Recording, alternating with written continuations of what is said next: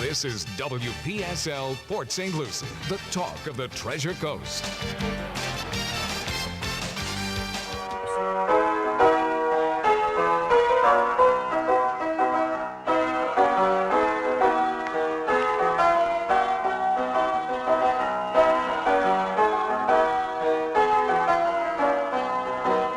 It's 10:08 at WPSL 1590, the talk of the Treasure Coast.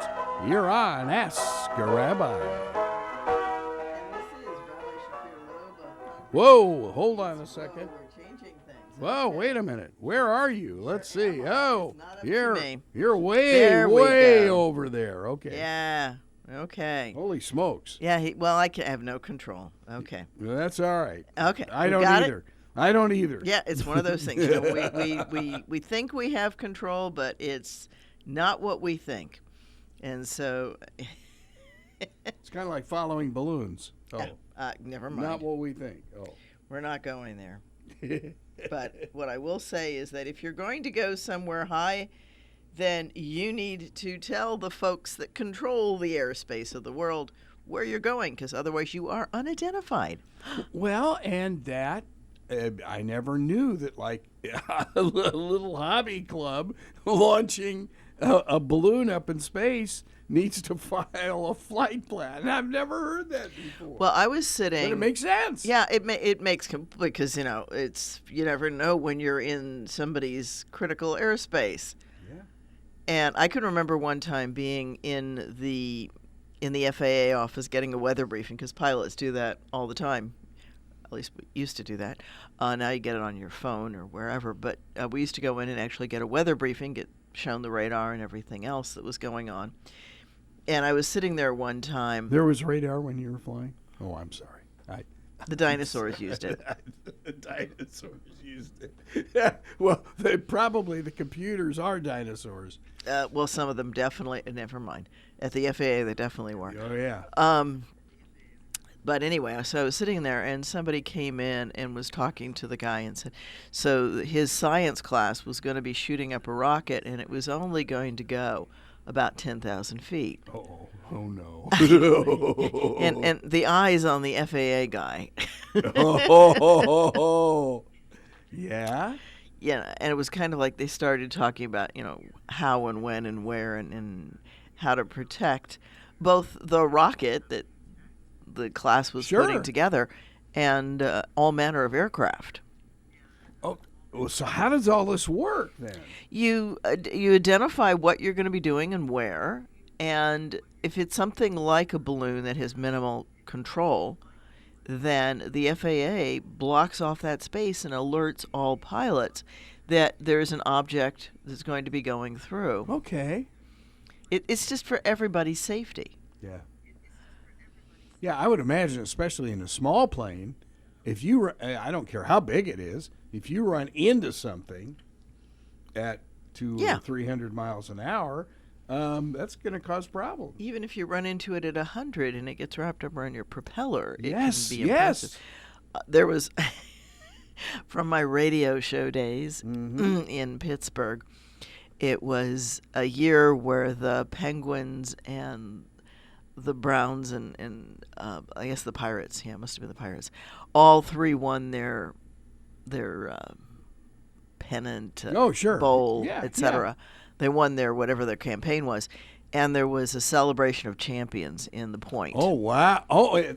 If you know Pittsburgh, in Pittsburgh, you've got three rivers the confluence of three rivers that come together at the point, and there's an old fort that's down there, and there's a beautiful little park. I used to walk down there when we were visiting with the Dodgers. Yeah, and it's a beautiful area, and there was this festival going on down there to celebrate it. So cool. And I was, of course, with KQV and WDVE, the pair station. At least they were paired then. I don't know if they are now.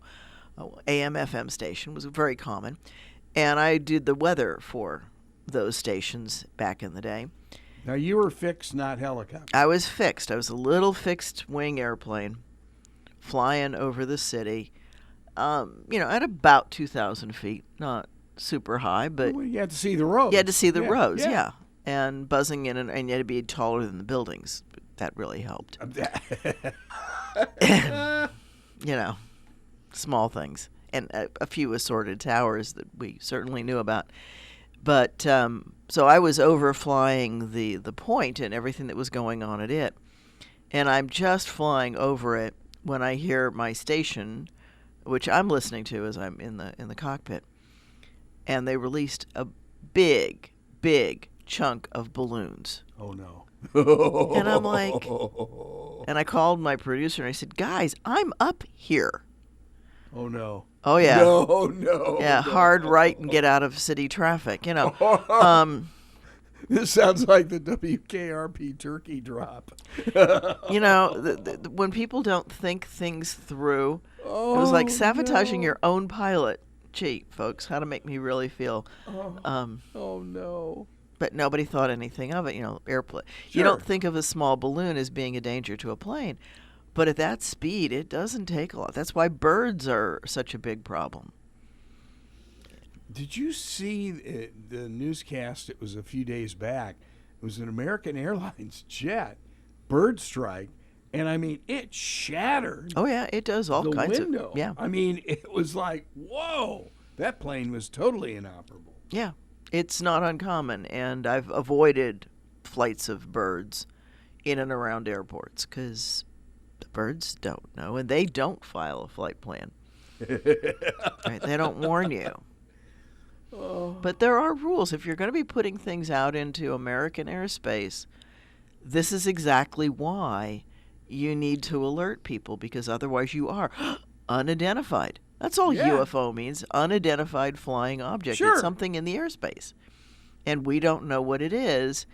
And, you know, nobody from that group called in when they were saying, hey, there's something going on. So, you know, yeah, there's a little bit of stuff going around. It's nice to know that our radar can pick up these little things. Something to think about, drone pilots. Well, you've added a whole new wrinkle. I remember going to the Florida Broadcasters conventions before COVID, and for 2 years running, they had a course for all of us for drones. Mm-hmm. And it was FAA that was there. And they were getting lots of calls from the television stations that were in the seminar. And it's a real problem. It is. People don't realize it, but you know, there's not a whole lot of places you can pull over to the side and park, and there's not designated. I mean, there are designated airways. And when a commercial pilot files their flight plan, it is according to those airways, or a deviated path that's prepared and filed with the FAA. So the FAA knows where things are, and it does wreak havoc. And we can actually thank the very, very beginnings of the Civil Air Patrol. Oh, yeah. Before there really was a Civil Air Patrol, CAP, yep. Somebody dropped a bag on a building and said this could have been a bomb. And so it pointed out the importance, because little airplanes can sneak by radar. Sometimes they're hard to pick up because there's not a lot. Just as the balloons are not easy to pick up, but there's increasingly sophisticated software now. So you can literally fly under radar. I've seen it in the spy movies. But Well, of course, and it was easier back in the day when there wasn't as much radar as there is now. There is a piece between Harrisburg and Pittsburgh where we typically were out of radar range because the radar would be blocked by the mountains. So if you weren't a whole lot higher than the mountains, hopefully high enough to not get caught in those wonderful up and down drafts that go through those hills. And downdrafts are really scary. They are, because there's nothing you can do. You sit there and pray. But see, you had a lot more control than some of the helicopters I was in when you really hit a severe downdraft and you just fall. Yeah, you can. That's not fun. Yes and no. Yeah, you know, you become a glided lead balloon. Having been, there was one flight that I can remember we had gone. We had a friend, and I'll just call him Jay. No relationship to any Jays that I know now. But he and Bill and I went to Harrisburg. He had to rack in some hours as pilot commands and some night hours. So we went to dinner in Harrisburg, and we were flying back to Pittsburgh, to the Pittsburgh area, or to Ohio. And we didn't want to get super, super high, we didn't want to. We didn't want to waste the time getting up into the higher altitudes. And we were just low enough to be caught in some up and down drafts. Ooh. And I'm sitting there in the instructor seat just watching the airplane argue, him trying to keep it going up or going down when it was trying to throw him up into the air. It didn't take us too many ups and downs before we asked for a higher altitude and just got above that. Did you bounce off the ceiling? There were times that it was impressive. We felt the bump at the top where it went from downdraft to updraft. There's nothing like it. And your stomach's above your brain. Yeah. There are times in an air. As we have an old saying, it's better to be on the ground wishing you were in the air than in the air wishing you were on the ground. And that night was one of those where it was pretty close to, but I'm aware. I was aware of the winds, and I don't think that Jay was. I don't think he believed me when I said there are some powerful up and down drafts in these hills. We want to make sure we get high. We thought we were high enough. Thought we were just high enough. Oh. Yeah. Ooh. So hopefully they're better now at predicting those. Because, again, we have more weather equipment, we have more radar, we have many more ways of identifying that. Wow. Yeah. Yeah, it's truly amazing. And the more time goes by, things do hopefully improve. Yeah. And when they had some shots, I was watching Fox News the other night, and it's at radar of the whole U.S., and it can... Yeah. It tells you the planes and their altitudes. And I was sitting there going, there must be 5,000 aircraft in the air at one time. I don't know how many there are, but there are tons of aircraft. It's actually amazing how safely people fly. Yeah. And that's why something unidentified is such a danger, because there's so many aircraft. And there is something that Cleveland did for a while called Operation Rain Check. And that was, you reserved a time to spend some hours in the radar in the traffic control area. Oh, that would be cool. Not at the airport, because that you can, in pre 9/11, anybody could have done that. But this was Operation Rain Check was 4 pilots. You had to be a licensed pilot, but you got to spend, I want to say, 2 or 3 hours in the center, and you basically shadowed different controllers so that you got different experiences and got to see what they do. And it's fascinating. I mean, they can track all kinds of little blips and things. And that's one of the places where unidentified aircraft show up. And if they know what it is, like sometimes they know where airports are where pilots are likely to take off and not bother to file. And hopefully those are far enough away that people don't go in the wrong direction. But I can also remember eons ago, back in the dinosaur days, when I was in a little town in Pennsylvania as a flight instructor, and the phone rings at the desk, and I'm answer it, and it's the tower from one of the airports in the Pittsburgh area, asking me if a Cessna has just landed with a pilot wearing a green sweater. Whoa! And I'm looking out, and sure enough, there's somebody getting out of an airplane, tying down his airplane, and he's wearing a green sweater.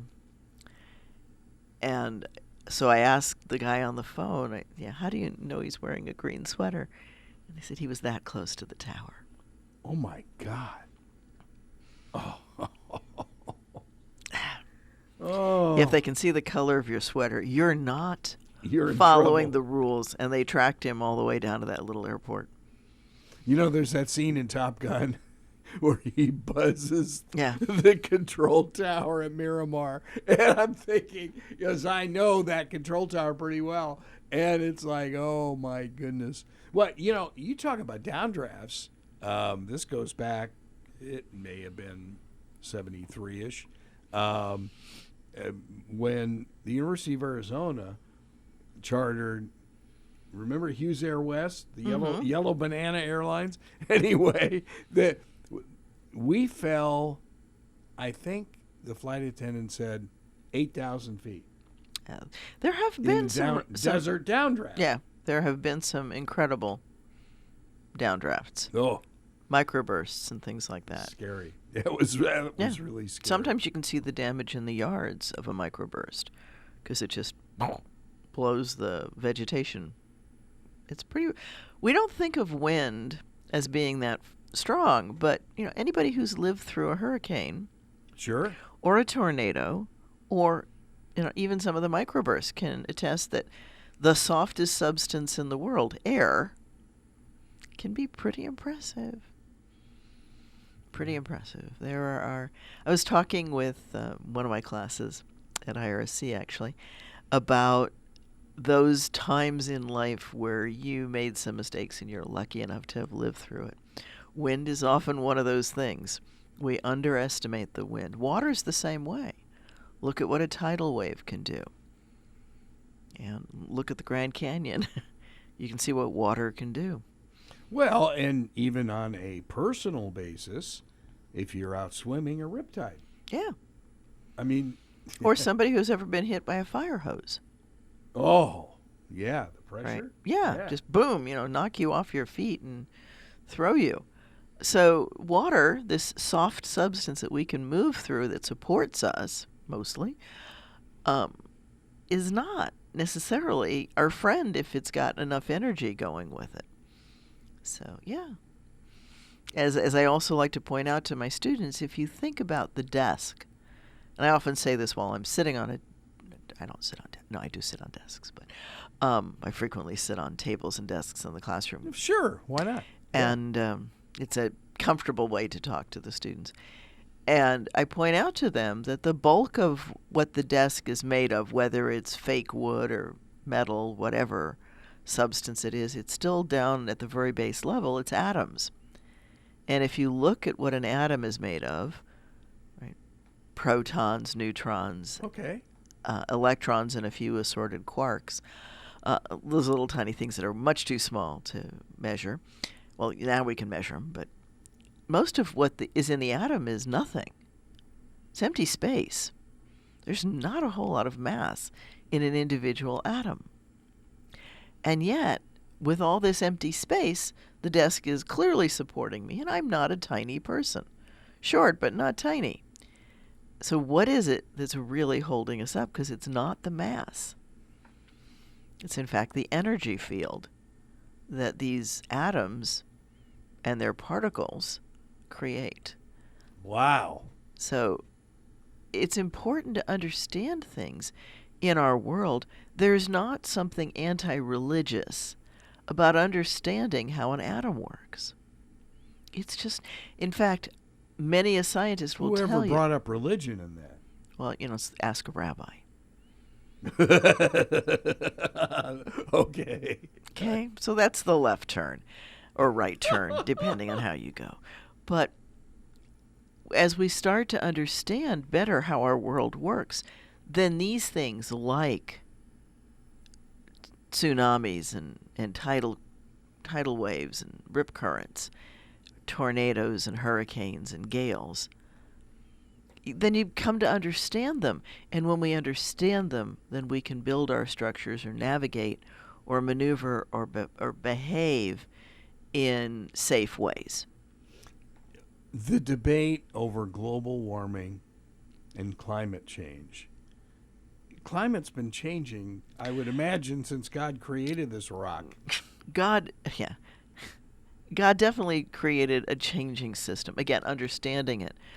I think there is climate change. I don't think that you have to look very far to see, if you're over 20, that the world has changed in our lifetimes. Sure. When I was younger, there was always a rainstorm in Florida in the afternoon, and now that's not quite as reliable. It's frequent, but it's not. You used to be able to set a clock by it. Oh yeah, well, you could when we moved here from L.A. and that was just 30 years ago. You could. Yeah, that's how recently it's changed, and we're changing the makeup of the planet so drastically, and we don't even realize how much we're doing that. There's a wonderful video out there about how the wolves changed a river. Now, you might not think of wolves as changing a river, but there are some national parks, some reserve areas, where wolves were eradicated by the farmers. This is a problem in Arizona and in different parts of the of Wyoming the West. And A number of places. You bet. Where the wolves, when humans started putting cows and sheep in fenced-in areas, the wolves kind of said, "Oh, supermarket." Right? Sure. I think I'll just shop where it's easy to catch them. Why not? It's fewer calories, and off they go with your sheep or your cow, because they can. They're natural predators, folks. That's what they're designed to do. And when they were eradicated, what happened was that the deer became a problem because there wasn't something to take out the deer.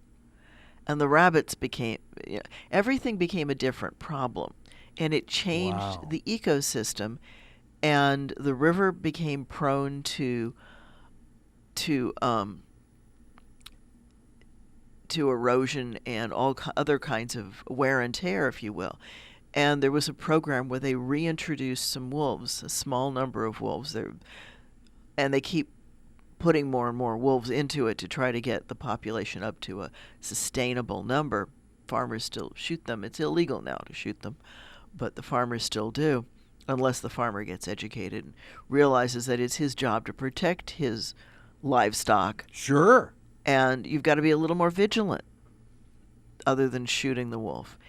And what's happened is because the wolves now feed on the deer population is more in control. And because of that, and other animals that are controlled, they're not crowding out some of the other, and the rabbits have changed, and all the whole ecosystem has just shifted. It's a whole domino effect. It's a whole domino effect, and the river has changed course and is now stable. Wow. So if the elimination of one species, i.e. the wolf, the native natural wolf that has lived in that area and around which that ecosystem evolved, if you take that out, then the whole system becomes unstable.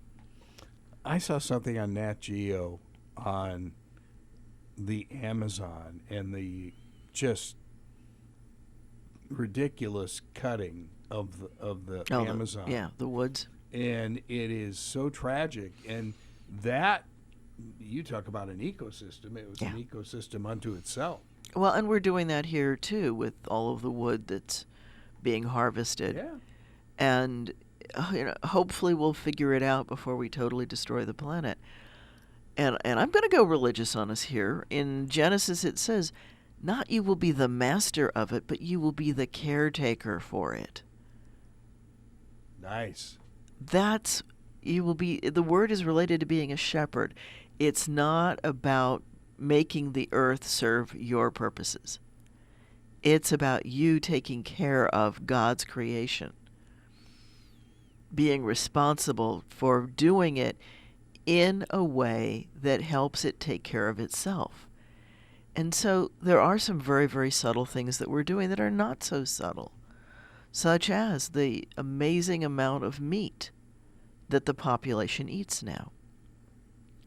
Yes, we are intended to be omnivores. We have canines. They're not there by mistake. That's for ripping and tearing meat. And so we are meant to eat some amount of protein, but we are not carnivores. We are not designed to just eat meat.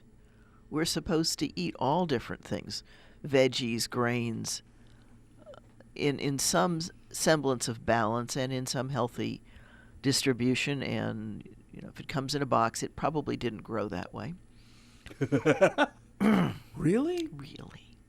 But one of the things that we're finding is that this amount of density that we're putting into the meat production operations,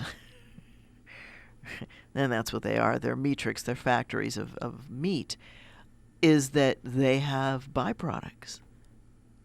And that's one of the places where methane is being so highly released. But until we culturally change, that's an issue. What do we do with all that methane that's produced in, if you will, little concentrations, because the animals are so highly concentrated, so their byproducts are highly concentrated. And again, the planet wasn't designed for that. Wow. The planet was designed for animals to, look down your road in your neighborhood. There is not always an animal in the street. They come and go, but there's some distribution. The cat walks across the street, but it's not there every minute of every day. No. Yeah. It runs across now and then, and it feels like you always see it, but it's really not always there. These are observations from walking a dog. What's out and what's not. There's usually a rabbit somewhere, but they're not all clustered in a tiny space where the earth can't repair itself from the toxins we put off as our byproducts. We all do that. And when we congregate in cities and increase the population in a narrow space, we change the ecosystem.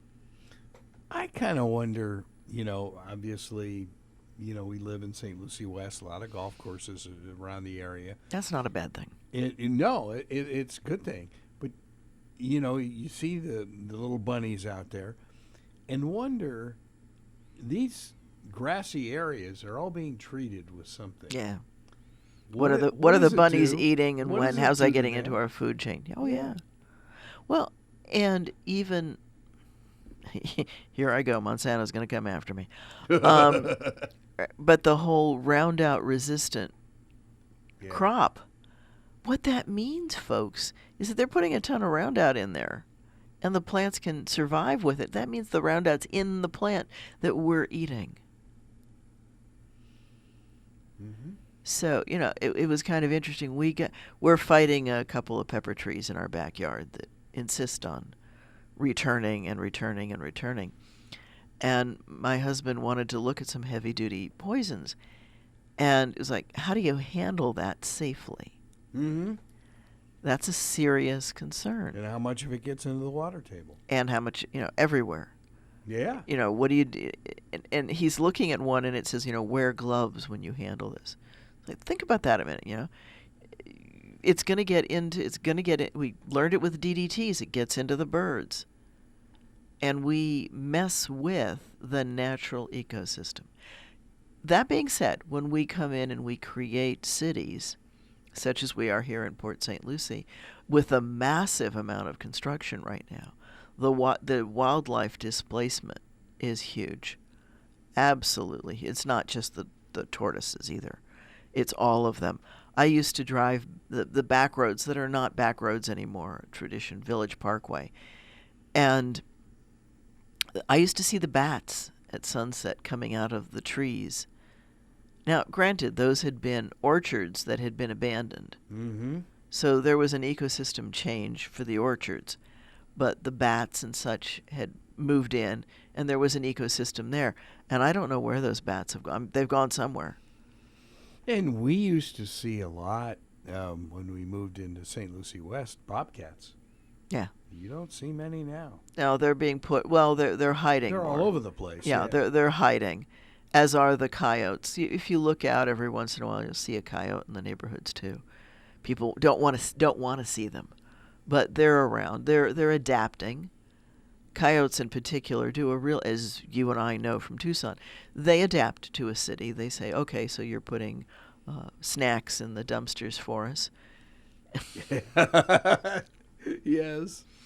Yeah, I was in the backside of a shopping center some years ago watching a group of vultures helping to clean out the dumpster. You have to be careful what you throw in those, folks. Thank you, Fry Supermarkets. The ultimate dumpster divers, because they will. Oh yeah, they'll. And they if you don't seal it really, really well, they know where that stuff is.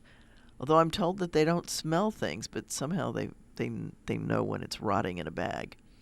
Yeah. So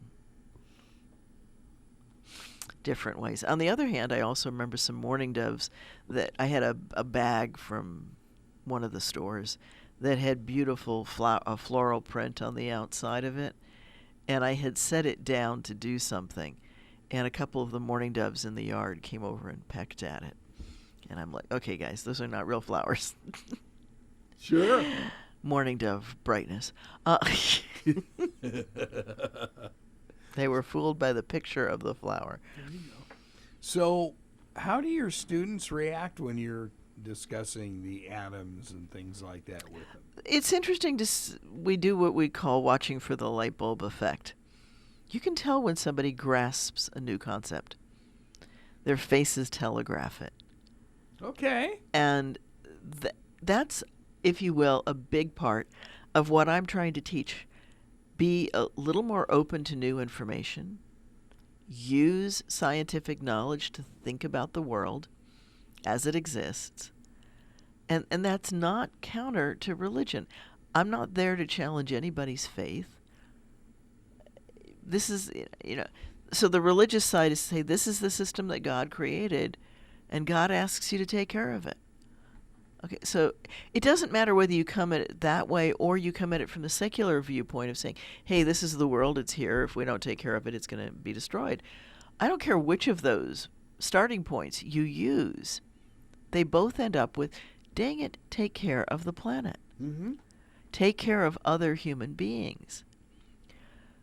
Because I come from a religious viewpoint, I say God's spark is in all of us, and that we're all made in the image of the divine, even the folks that I have a distaste for, even the folks that I wish nobody would behave like, whoever it is, right? Special needs folks, they're all in God's image. There's a reason for them to be on the planet, and you might not know it, right? So that's the religious side.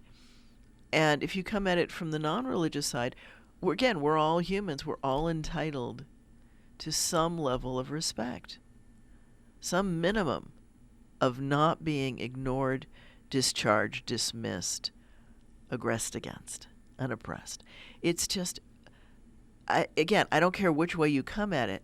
Human beings are entitled to be treated as human beings. Period. We will have the best, healthiest planet when we stop oppressing each other.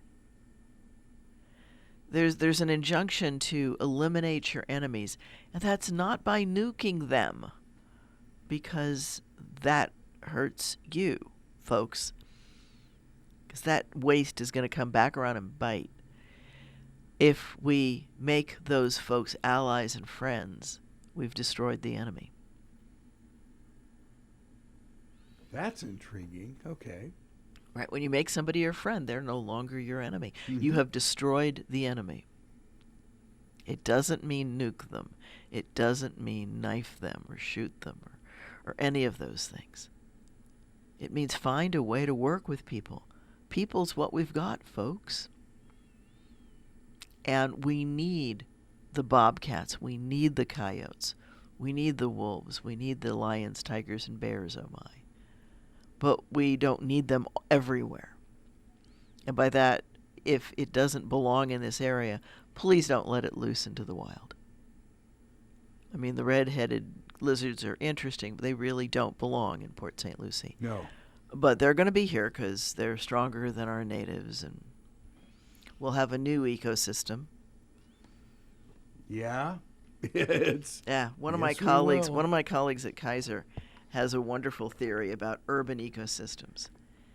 Huh. Okay. And his point is that we so modify the urban area in which we live that we are creating an urban ecosystem, whether that's by the plants we bring in, and pepper plants, an invasive plant. Another one of the wonderful Florida experiments, of course, is the love bug. Right? Thank you, University of Florida. Yeah. And it wasn't stupid people who made those mistakes. The problem is that they're all Pandora boxes. You open them, and you're never going to get all the... Let's mix the metaphors. You're never going to get all the feathers back in the pillow. There's a famous story. This is about slander and talking bad. And so somebody in the town has been talking bad about the rabbi. And eventually it gets brought to his attention, and he comes to the rabbi to apologize. And the rabbi says, okay, I'll accept your apology, but I've got 2 tasks for you. And so he says, okay, what are they?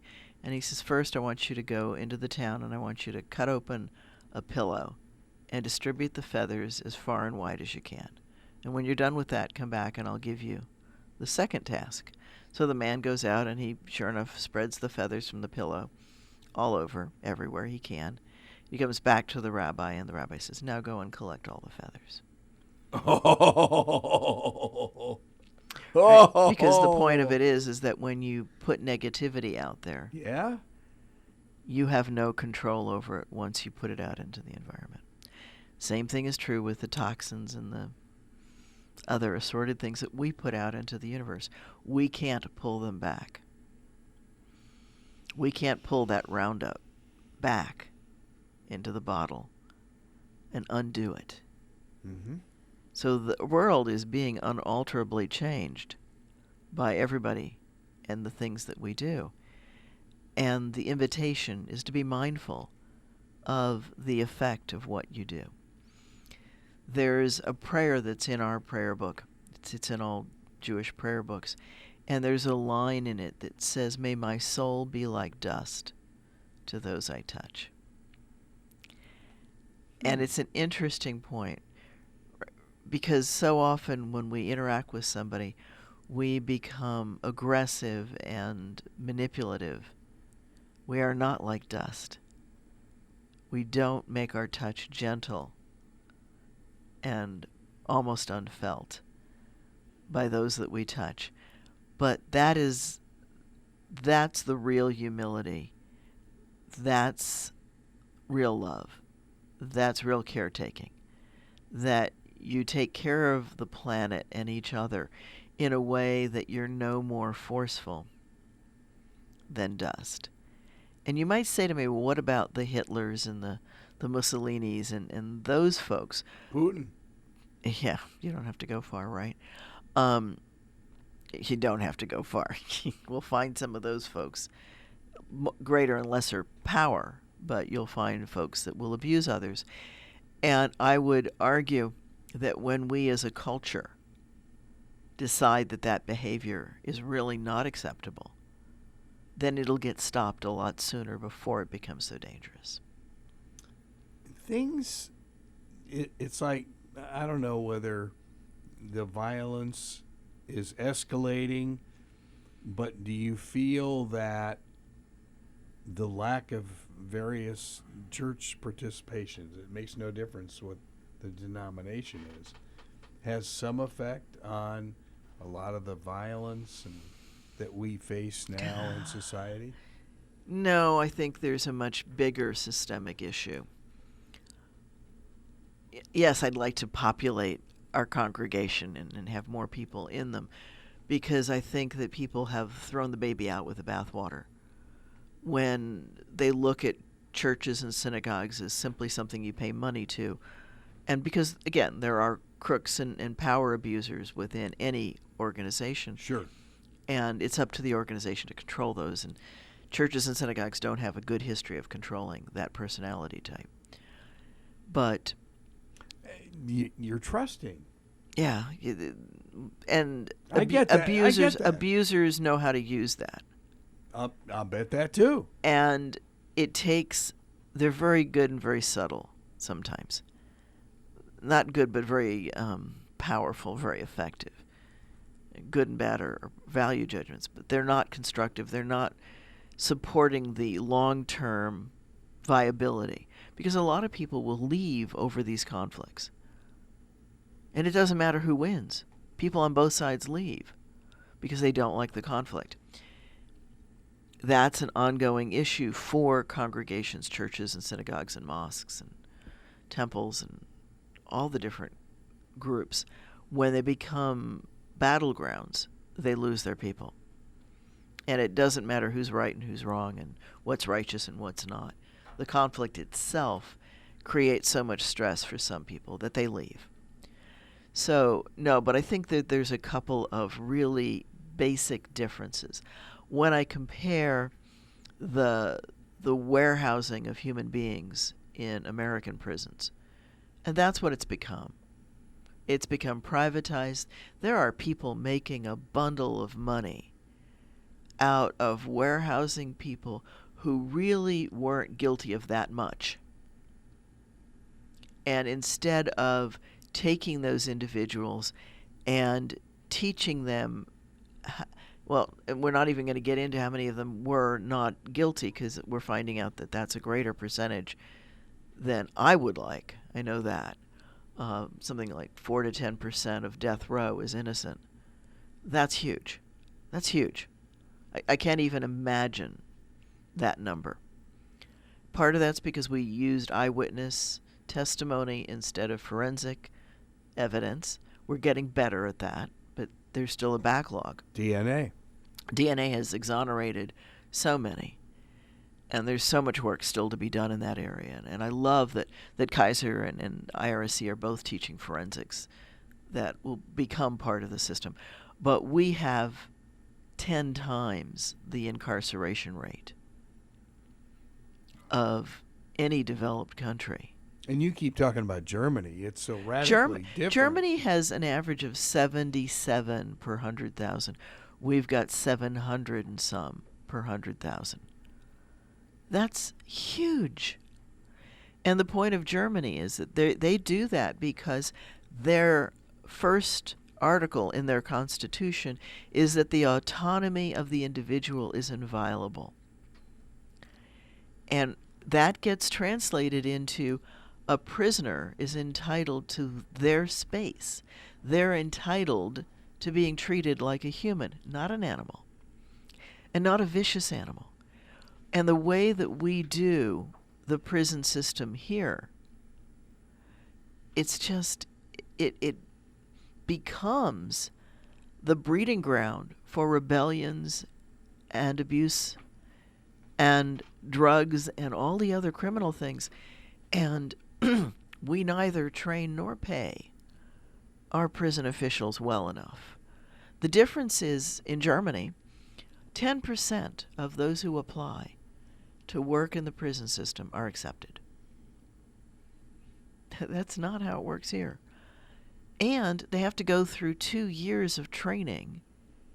Some of that's in control, in crowd control, but a big chunk of it is in counseling, social work, and how to help the prisoner become part of society. Right.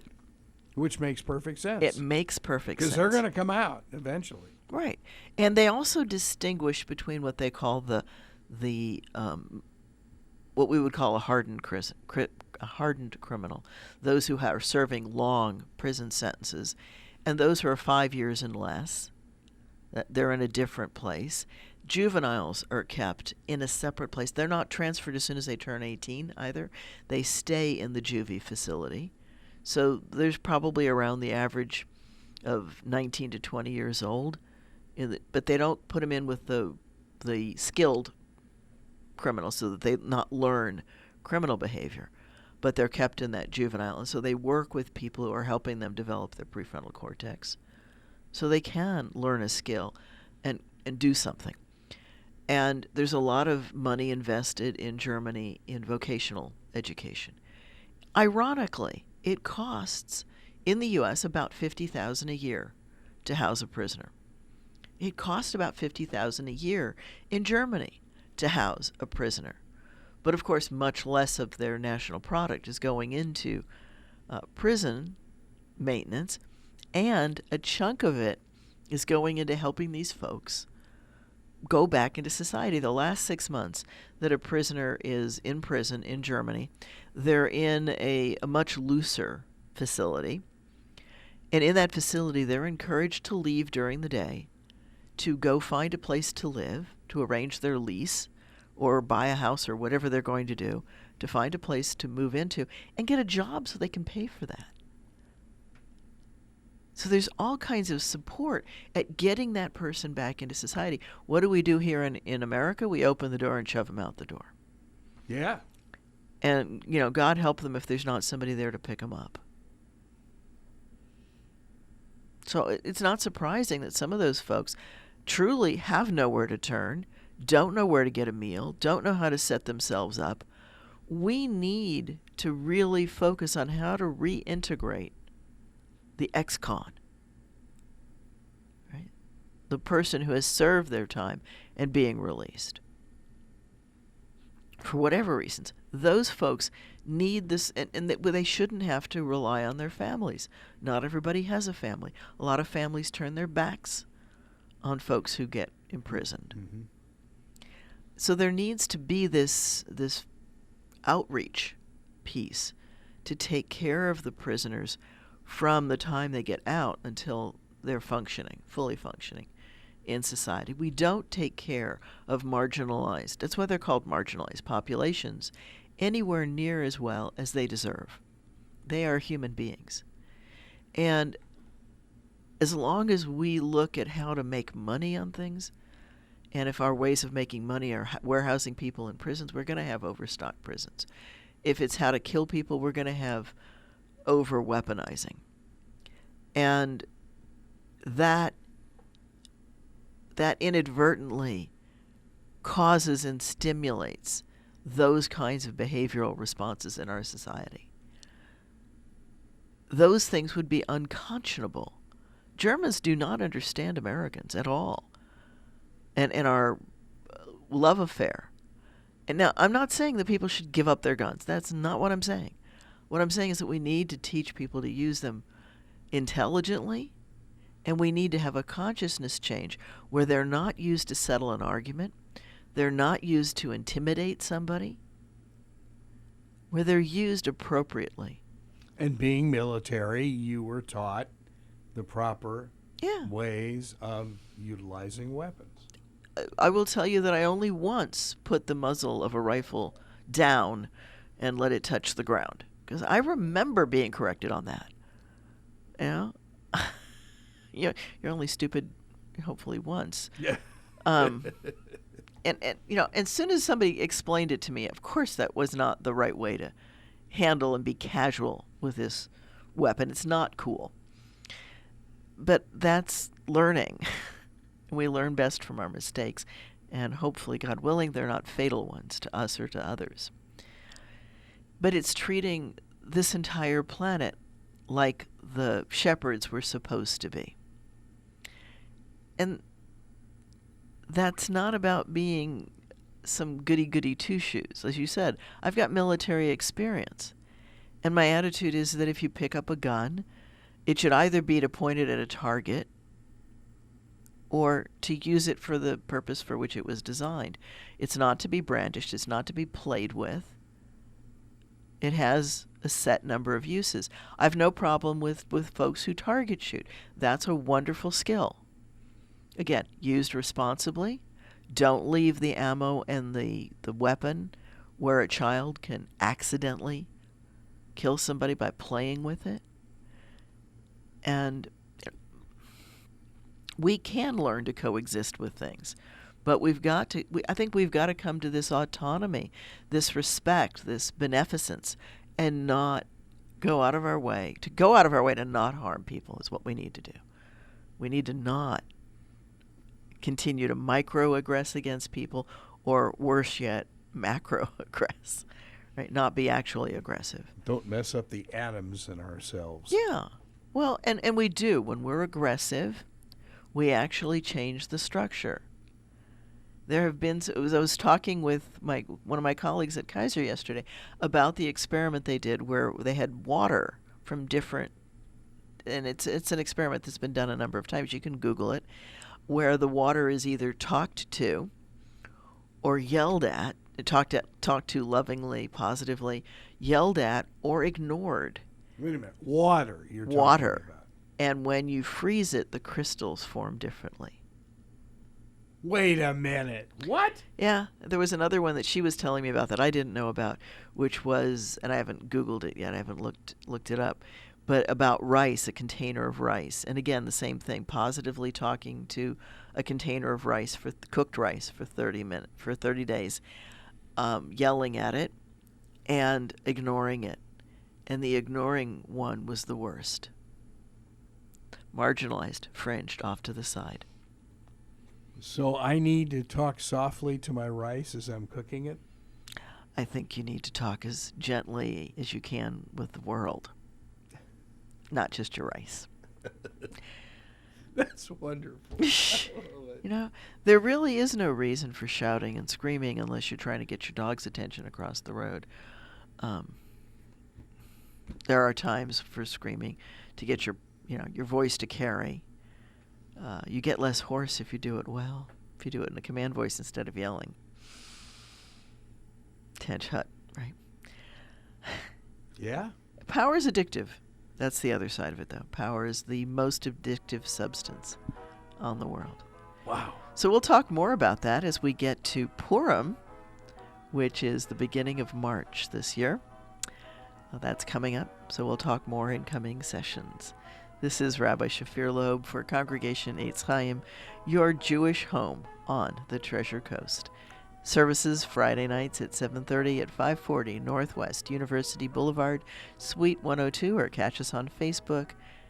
Look for Congregation Eitz Chayim, Port St. Lucie.